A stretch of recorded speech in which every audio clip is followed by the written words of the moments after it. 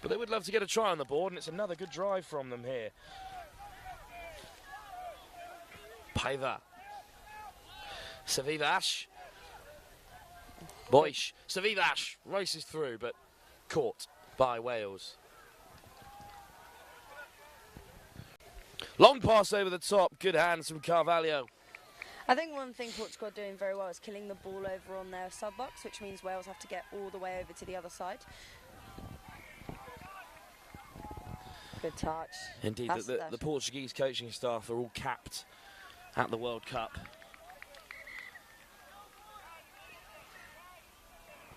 It's good to be coached by a lot of experience. You haven't felt the need to dip into coaching just yet? I coached the girls 18s last year at JTC's, winning the gold against France in the final. And then straight back to playing, of course, yeah. as well as refereeing. Yeah. Is there any aspect of the game you're not interested in? Spectating.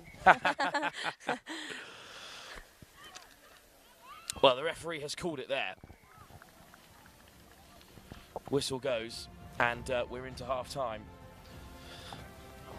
It's a dominant performance from Wales. They've pulled out all the stops. They haven't held back at all against this Portuguese side playing in their first ever junior competition. We'll be back for the second half. Still 20 minutes to play here with Wales fully in control.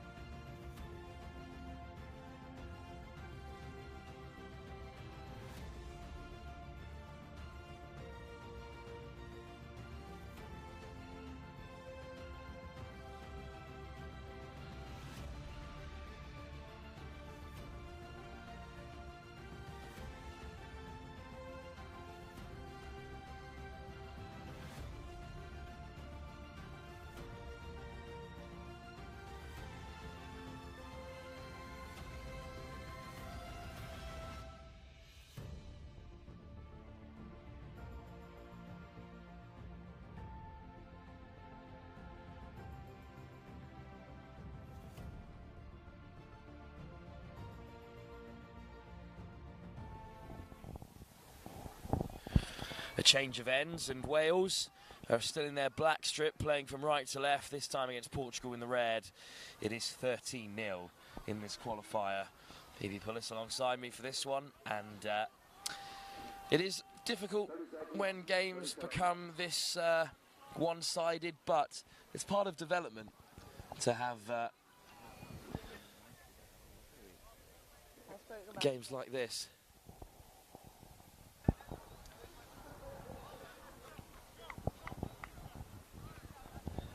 Portugal will learn a lot from the next 20 minutes, even if the game may already be sealed.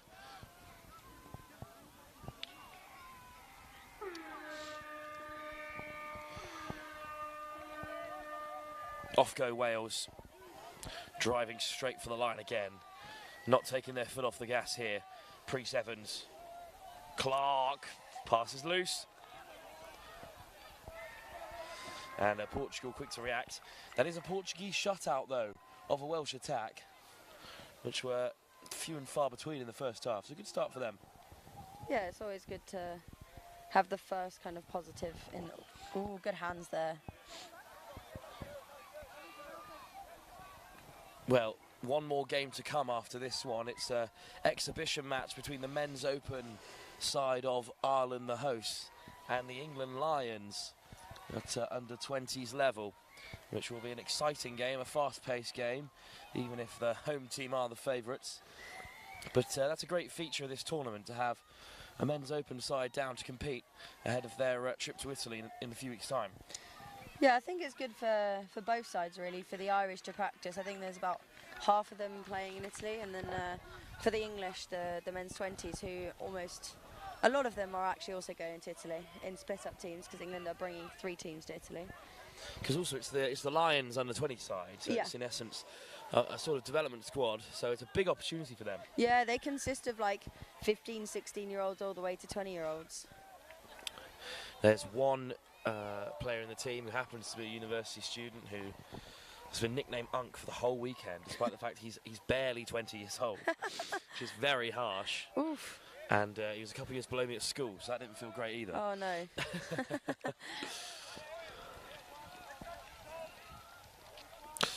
Unk short for uncle, those unaware of modern day lingo. I'm here to support you in all those facilities as Mendes takes it on and picks out Francisco Savicias. Mendes off the deck.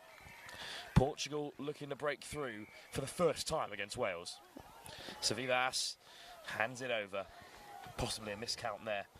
Just didn't know when to strike, but they kept Wales on the wrong side of the field to their box, although they do seamlessly work their way there through Clark.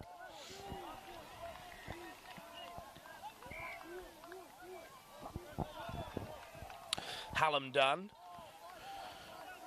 Wales make fantastic yards here, and Thomas is up to the 7.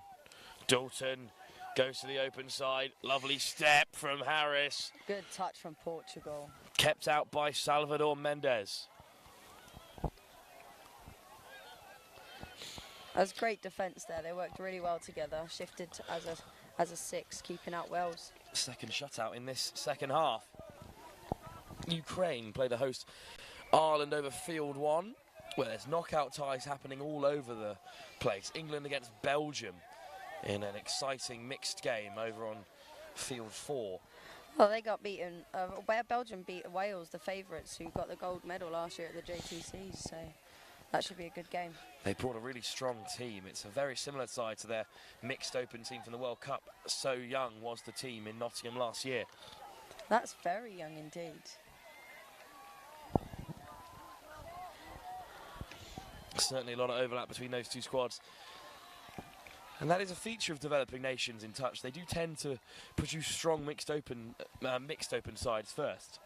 Yeah, I think I spoke with one of the referees from England, and England have moved away from mixed open and have gone to men's and women's to try and have a chance to compete against Australia and New Zealand. But nations like Wales, they really try and stack their mixed team, which is obvious from their mixed open team in the World Cup when they played against the Philippines in that cracking game. Philippines had a great mixed open side as well, very young team. Equally, Italy had a great tournament in from the mixed open perspective. Yeah, I played against them in 22 and 23 with Switzerland Mixed Open, and they've definitely developed loads. Wales looked to strike again through Town Nurse. Across came Samuel Sawatsky to make the touch, but this time it's a try.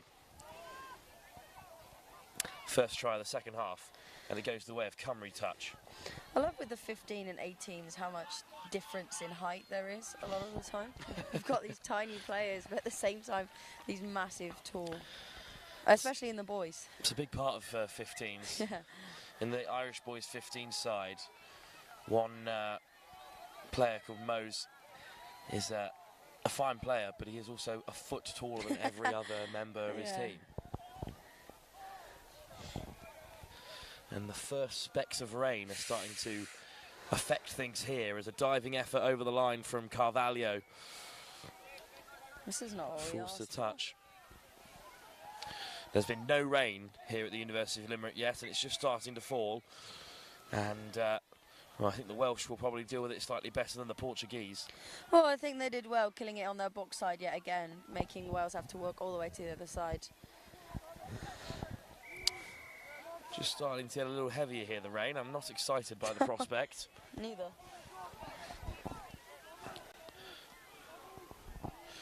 Good chase from Portugal, who stopped them on the 10. Good scoop. Off goes Dalton. Lifted over the top. Good defence from Portugal again. Another stop out there. This is going to make games a little bit more interesting, I think.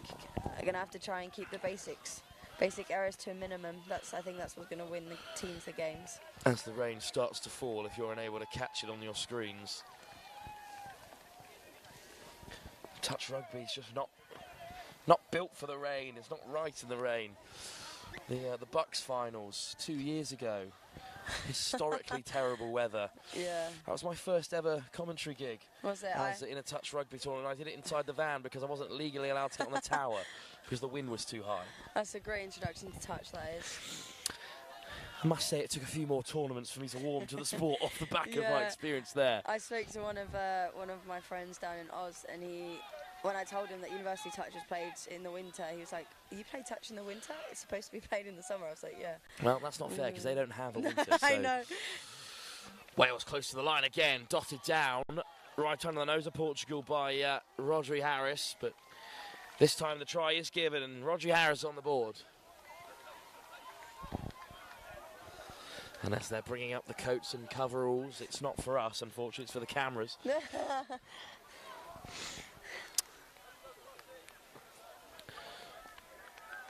Just one more game to go after this as the bright day here in Limerick becomes gloomy evening.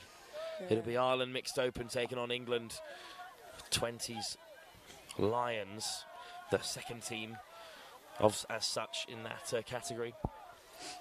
Here come Portugal, chance for them maybe to break over the line for the first time. Wide pass, stepping back against the grain, but Carvalho is caught. That was a great pass to the winger.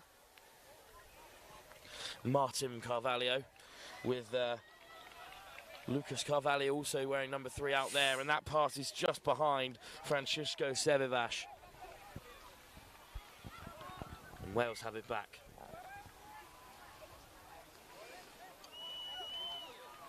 All the games you could have commentated on, maybe you've chosen the one where the rain starts to fall and when it's over at half time, unfortunately. Yeah, I don't know whether I'd ref or commentate rather in the rain. I'm not quite sure. At least you can move around in the rain. Yeah, but it makes games more messy, so it becomes more of a difficult game to ref, I guess. What are the key differences between refereeing under 18s and under 15s, do you find?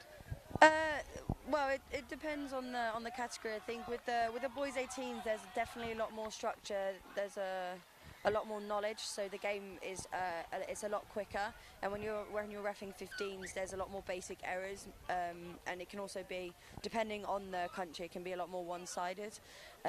But with it being a lot more errors, you're running up and down a lot more. But with the 18s, even though it's a faster-paced game, you're less likely to go from 7 to 7.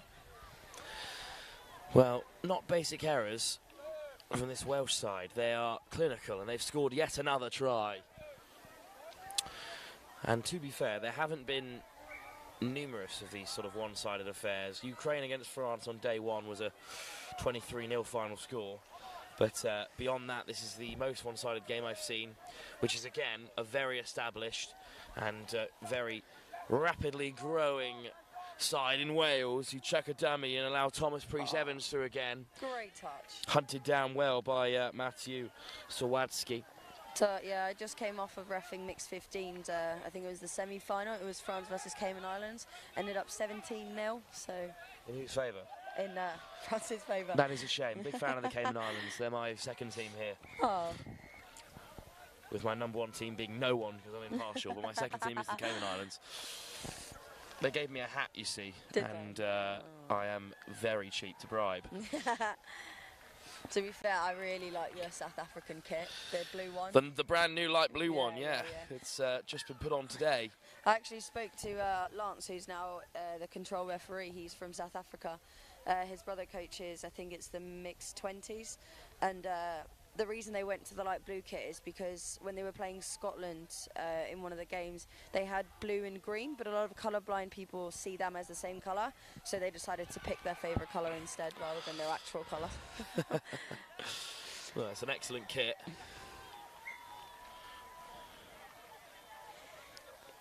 Even if I did wonder which nation had turned up on day 2 when I came this morning. To be fair, I thought Cayman Islands somehow managed to get over some more teams. Cayman Islands suddenly entered 8 more squads into the competition. I think it's only 4, but yeah.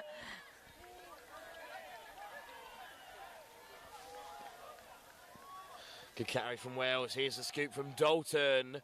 Oh, over the top. What a ball. And an excellent finish as well. Zach Middleton finished it off, but ingenious little pass over the top. Yeah, great tap on that was. Those are some of the most difficult things. No, you don't really practice them, you just do them when you're in the game.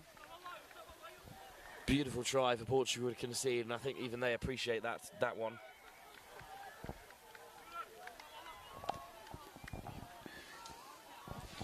And the sun is setting behind the overcast clouds here in Limerick, just as the sun is setting on Portugal's under-18 campaign. They will have placement games to play after this one, but it is Wales who will be through to a semi-final.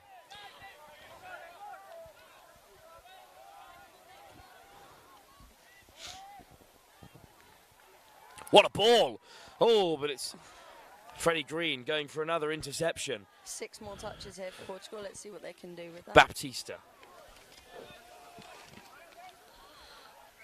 In comes Sawadzki, but that's a shame.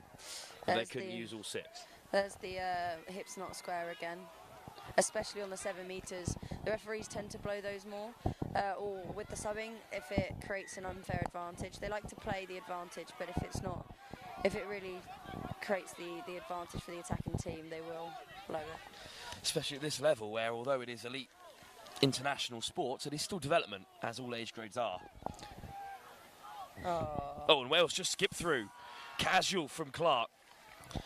And there's another one up there for Wales. That's unfortunate. Portugal just got caught in the ruck. It's one of those where when you try to compete in the 7 and you can't get back, it's very easy for the attack to just get behind and walk in.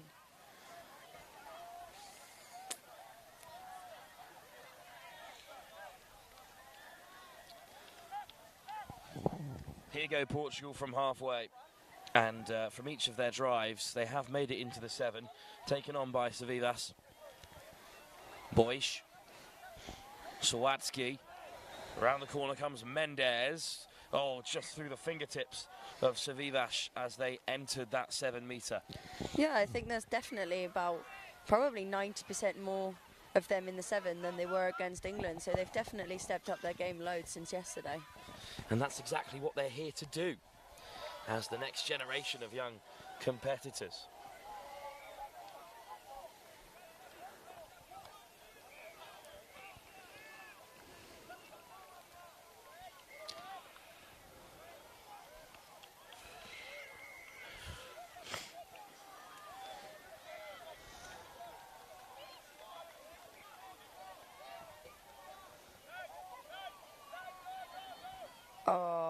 great score. Oh, think it might. No, it is a score. Number 11 from Wales. In the end, the try is given. It's another one for Dylan Davis, who got us started with an assist for the first try, fed to Freddie Green. How do you remember this? There's been like, what? 20. Yeah, That's 20 tries scores. also My for goodness. Wales. It's all part of the job, baby, all part of the job. I think I can see the, is that the... Over on the far side, it's England Lions warming up. I think so, yeah. Or it might be the actual England, I think that's the actual England 20 squad who've already played the Ireland Men's Open. I'm not quite sure what the result was, but I think England were up by 2 when I left, halfway through the second half. Oh, soft hands from Portugal. Salvador Quintea goes over, but denied the score, and a sarcastic jeer comes up from the Portuguese box. Wales have them back paddling again. It is admirable for Wales that they haven't slowed down at all in this second half. They've still scored 7 tries. And look at the pace they come onto the ball from the box. They know full well that their tournament is only really just getting started, with the semis and the finals still to come. Nurse, nice ball back on the inside, and that'll be another 21 for Wales. Unfortunate for Portugal, but they're still going. And I mean, it's not their last game. It doesn't mean they placed last. So they've still got, was it 2 more games to play? Indeed, there is a sort of plate round and some ranking games for the losers of these playoff games. And those games will take place tomorrow in the final day of the Youth Atlantic Cup. It's absolutely flown by. Yeah. With still a full round of fixtures to come. Mostly test matches in the final round of fixtures. But here come Portugal. Boish. Carvalho gets away, but is caught in the end by Sam Cross. Yeah. Duarte Paiva looking to play for it, but it's actually a penalty instead, unfortunately. Yeah, it's again that call of hips not square on the 7. It's coming back to bite Portugal on a number of occasions there.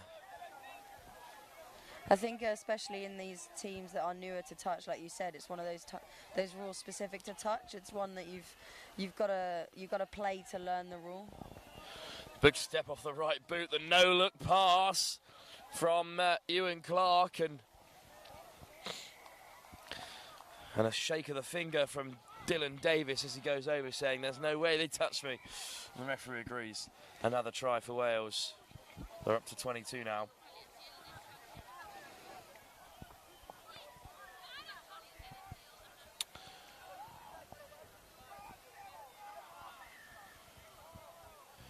Well, it is becoming a bit of a cricket score, but France beat Ukraine by a margin of 23 later on, and that was their first ever international game of touch, which was a rude awakening. But then, of course, Ukraine then went on to score against England, and they were at one stage 1 try behind Ireland at 5-4, who they're now playing again. So you can see the growth of these sides, and again, it's Portugal who gave Ireland a very good game earlier on in the tournament, and they will have learned a lot while they're here.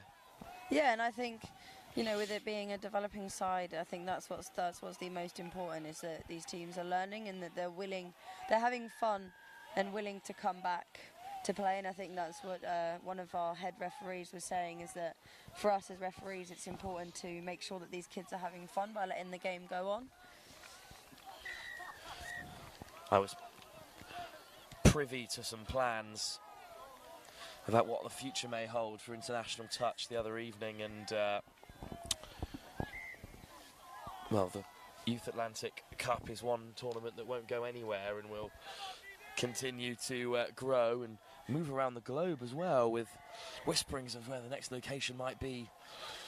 Yeah, well, they've now created a new competition in the Pacific. I think it's the Pacific Opens Cup next year, because obviously in Europe we've got the Euros, but down in that area they really only have the Trans-Tasman with Australia and New Zealand. Japan, of course, did get an invite too. Yeah, but, yeah. Well, that was last year. The door will be open to a myriad of nations, and we saw at the World Cup the likes of the Philippines and Singapore, Hong Kong and China. This is their second Youth Atlantic Cup, intercepted by Portugal.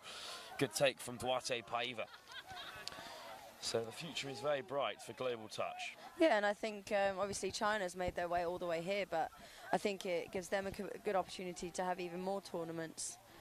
They've had an excellent trip. They flew into London, had a look around Oxford University, and made their way over to Ireland.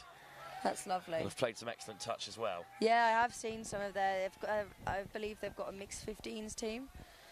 Indeed, they do. Chatting to some of their coaching staff, they were saying that. Well, a direct quote is that the Asian and the Western body are different, and touch lends itself to the specific athleticism of that part of the world. Yeah, I mean, with Japan and Nara Hideaki, who's now holding all these step clinics. Beautiful try. Freddie Green, because he definitely needed another score, goes over on the buzzer.